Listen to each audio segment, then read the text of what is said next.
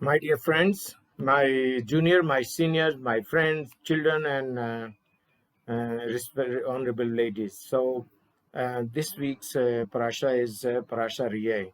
This is from the book of Deuteronomy. This is our greatest prophet, our prophet Moses book. Okay, it's also called Devarim. Okay, in last 37 weeks of our Rabbeinu, teacher, prophet Moses' life. And it's very interesting fact to know that he could have, because God told him to win over some people and then you will die. Okay. But Moses was so great man that he didn't care about his life. He would have lived some more years, 23, 30 years more, if he would have postponed that winning. Because Hashem said, you win over these people and then you die. After knowing even this also, he did that and he died early. Okay? Something like 30 years early. So this is called the greatness of Moshe Rabbeinu. Moshe. A temple should be established in the place that God will choose to make dwell his name there, where the people should bring their sacrifices to him. Okay? So again, he reminded that a temple must be built. And this is around 3,300 years ago. Okay. And Hashem is saying, where make dwell his name will live there, those four letters, Yud, He, Vav, He, okay, where the people should bring their sacrifices to him. So for God, they will bring sacrifices. It is forbidden to make offerings to God in any other place. Remember this. For the namesake, or if suppose you are taking God's name and saying that, okay, I'm sacrificing this animal for my sin offering or my peace offering or for my anything, it is not valid. It will be validated only in the place of Hashem, and that will be Beit HaMikdash, where King Solomon, David's son, will build a house of Hashem. It is permitted to slaughter animals elsewhere, not as a sacrifice, but to eat their meat. Okay, it is permitted to slaughter animals elsewhere. So to eat for your daily needs, if suppose you want to eat beef, mutton, chicken, or mutton of sheep or anything, you have to slaughter anywhere, not in the holy temple.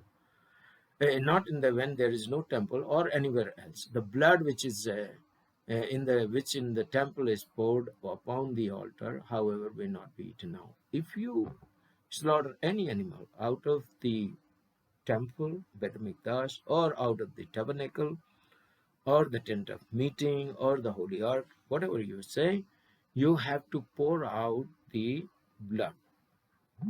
Okay, what happens when you do sacrifice in the tabernacle or in the holy ark? Near the holy ark, you pour out the blood to the altar, on the altar. But here you have to pour out the blood out of the body of the animal.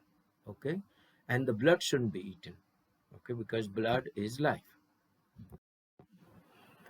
Deuteronomy chapter 13, everything I command you, that you shall be careful to do it. You shall neither add to it nor subtract from it.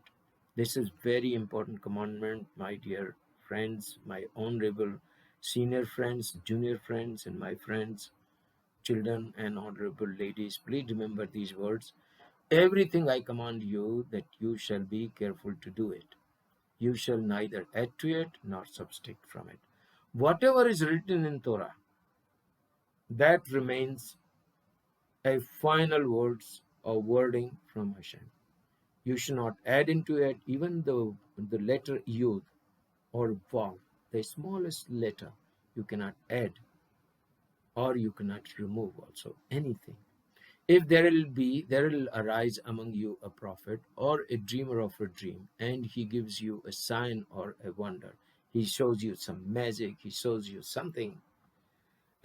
He would be a false prophet, or one who entices others to worship idol, should be put to death. Anybody who says that we have to go back, you have to go back to the idol worship, that person must be killed. An idolatrous city must be destroyed. Any city where are the idols are worshipped must be destroyed. Finish them. The identifying signs for kosher animals and fish and the list of non-kosher birds for given in Leviticus chapter 11. We will, this is absolutely one chapter.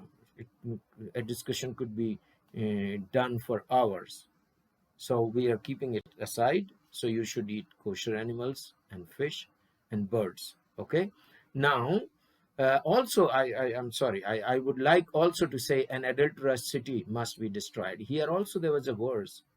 It says that anybody, very close relative of you, friend, even your wife, or anybody who's close to you, very close relative, blood relative, brother, sister, half brother, anybody who gives you an idea about the idol worship, please don't follow it. Even it is said in Torah that that person must be killed. Remember these words. So anybody comes once in blue moon or whatever, he says, "Oh, I have seen some miracle," and come and no, say, "I'm sorry." Even you have to correct that person also. Remember this. So this is about the kosher animals, birds, and fish. A tenth of all produce is to be eaten in Jerusalem, or else exchanged for money, with which food is purchased and eaten there. Now, here the idea is that the city of Jerusalem should have prosperity, a good enough money. So you bring that food and you eat, sell it, purchase it, so Jerusalem's business will run, or else exchange for money with which food is purchased and eaten there. So you bring some produce and it has to be eaten in Jerusalem. That's number one. Number two, it must be sold. At least 10% must be sold in Jerusalem, and you could buy food from that money. So you know what's the idea behind that? The city remains prosperous. Okay, you come to Jerusalem 3 times. It's mentioned in our all first 4 books. Uh, it's mentioned that you have to always, God gives commandments. That's 3 times you have to come for a pilgrimage, right from the beginning. Right from the beginning, from the time when tabernacle was built. Okay, and Shiloh, there was the place where first tabernacle they established and stayed there around 200-300 years, and everybody came there every year, 3 times in a year: Pesach, Shavuot, and Sukkot. Okay, so you bring things and sell them off in Jerusalem. From that money you buy food, and you stay in Jerusalem, and that food, that the exchange of trade, exchange of money and produce will run the city. This is the idea behind. In certain years, this tithe is given to the poor instead. Okay. In certain years, there are some specific smita, seventh year, this tithe, whatever 10% or something must be given to the poor, and instead you bring it to Jerusalem, or you eat in Jerusalem, or you continue, or you maintain the business in Jerusalem. Instead of that, you must, whatever comes out, the produce, money, you must give to the poor. Firstborn cattle, also this is very important. The 10%, according to, I think, according to the Torah, you must give to the poor people, charity. Firstborn cattle and sheep are to be offered in the temple. Okay, firstborn. And their meat eaten by the Kohanim. This is also for the Kohans to maintain the prayers and maintain the affairs of the temple.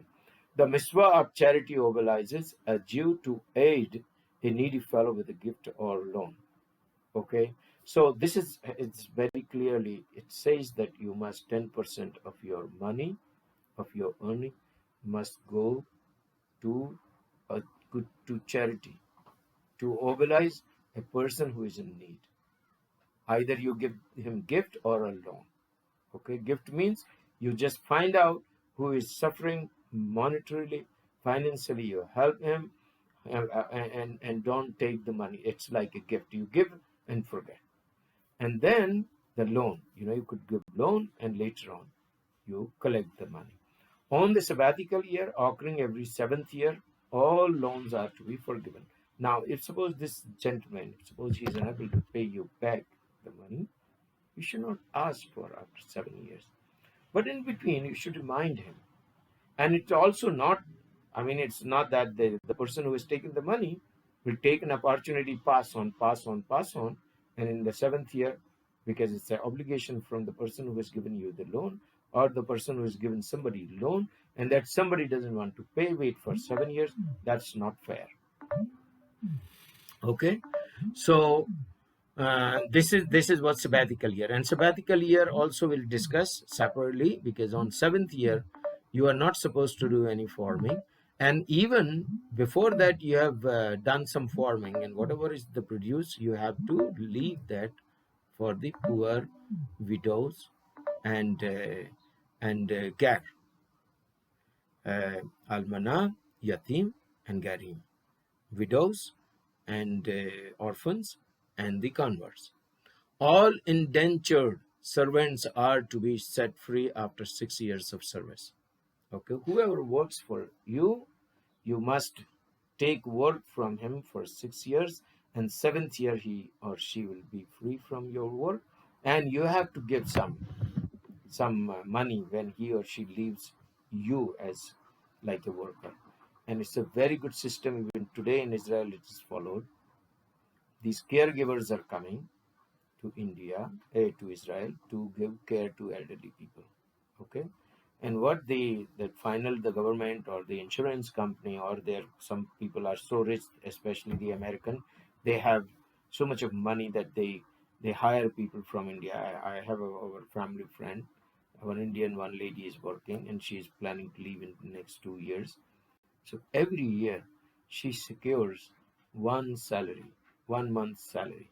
So after 8 to 9 years, she will live in Israel, and she will have 7,000 per month. So 9 into so it's around 60, 70,000 shekels she will have in all in her pocket. And 70,000 shekel will be around 16 lakh rupees. So this is what is the system which is followed in Israel till today by Zat Hashem. Israel is great. Okay. So in indentured servants, so you have to support him, you have to support her or him. By the way, if suppose he's happy with you and he says, I want to live with this my master, he's so nice, he loves me, I love him, he's so good, he's so kind, I don't want to leave him, and I would like to work for him throughout my life, then the master will, I think, prick his ear. But now it's not done in modern time, because modern time we have different companies, they hire people and so on and so forth. So in modern time it's not done, but halakhically or in the Torah it is written that the master will pierce his ear with a vein, and that person will become forever the servant of that person. Okay, so this is seventh year, sabbatical year. It's very important to learn. And what people are saying now, why we had so many times we had diaspora, we were defeated. This was the major part. People didn't keep the sabbatical year. Okay. Our parasha concludes. In the end of the parasha, again our greatest prophet says to us, and our teacher says to us, to come for the pilgrimage, 3 pilgrimage festivals: Passover, Shavuot, and Sukkot. So you have to come on Passover, Shavuot, and Sukkot to visit Jerusalem, to visit the Beit HaMikdash, when all should go to see and be seen before God in holy temple. So everybody will go and meet and see Hashem, and the Hashem will also see at them, look at them. So this is either both the way, to and fro. You are for me and I'm for you. So you go to see Hashem, and Hashem also will see you. This could be the meaning. This is the meaning according to me. Maybe a Talmudic must be some different. So this is what is our parasha. Today we are going to read in the synagogue, my dear. No, here it is. With righteousness shall you sow. The all righteous people who will keep Shabbat, will come to Israel. My dear friends, this is for non-Jews, and this is for a very big encouragement for you all, for all of us, converts and non-Jews. It's written foreigners, Ben Adam. It's not written Garim. It is not written some Toshab something. No, no, no. It's absolutely word called foreigner. So people say that, okay, if non-Jew keeps a Shabbat, must be stoned to death. I don't think so. It's right. I'm not criticizing anybody. I'm going to make a small video on this also. What says Hashem? What says Hashem through prophets? And what is the Sanhedrin? What our Talmudic people have said. I'm not saying what is wrong, what is right. But according to scriptures from the Torah, we'll compare all these words. And then finally, according to me, the final words are that the Hashem has given 10 commandments.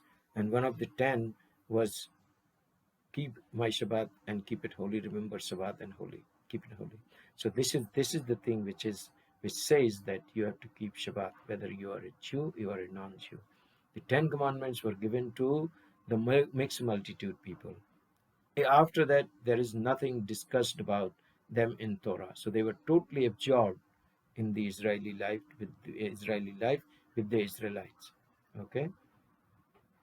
Then I think in Genesis 31 or Exodus 31, Hashem says that this is the Shabbat giving to the Ben Israel or the children of Jacob.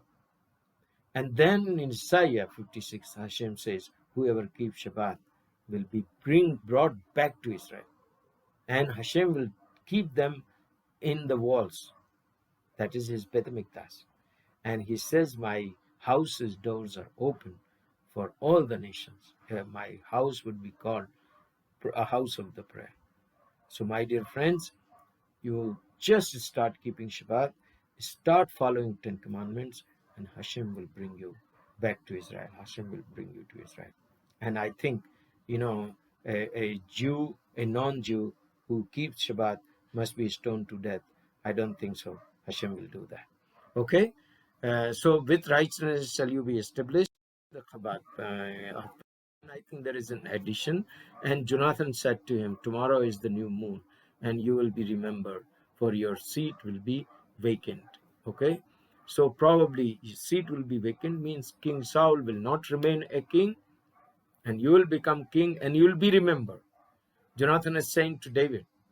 And Samuel chapter 20 says, and Jonathan said to David, go in peace, and bear in mind that we have sworn both of us in name of the Lord, saying, may the Lord be between me and you, and between my descendants and your descendants forever. So this is the covenant between David and Jonathan. So my dear friends, Shabbat Shalom, and we'll meet the next week. We will meet next week again for the next parasha and for some more videos. Toda Rabba. Have a wonderful Shabbat, everybody.